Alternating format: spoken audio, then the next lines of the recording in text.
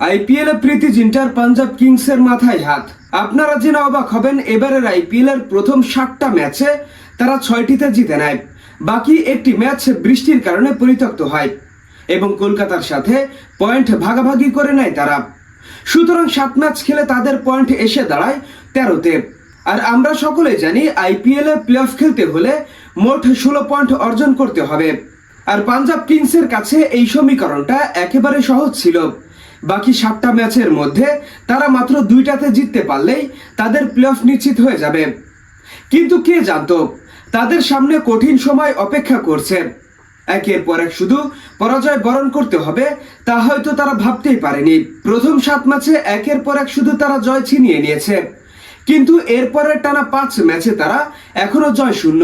সুতরাং যে পাঞ্জাব কিংস এবারের আইপিএল এর সবার আগে প্লে অফ নিশ্চিতের লড়াইয়ে এগিয়ে ছিল, এবার তারাই প্লে অফ থেকে ছিটকে যাওয়ার একটা সংশয় রয়েছে।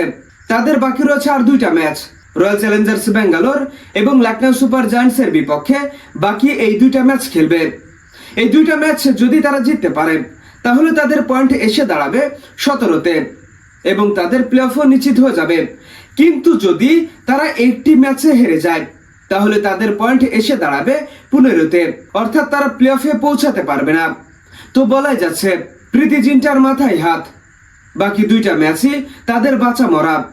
জিতলে প্লে অফ নিশ্চিত হয়ে যাবে এবং একটি ম্যাচ হারলেই তাদের বিদায় নিশ্চিত হয়ে যাবে। হ্যাঁ দর্শক, আপনাদের কি মনে হয় প্রীতি জিন্টার পাঞ্জাব কিংস বাকি 2টা ম্যাচ কি জিততে পারবে? এখনই আপনাদের মতামত আমাদের কমেন্টস বক্সে লিখে জানিয়ে দিন। ভিডিওটি দেখার জন্য আপনাকে অসংখ্য ধন্যবাদ।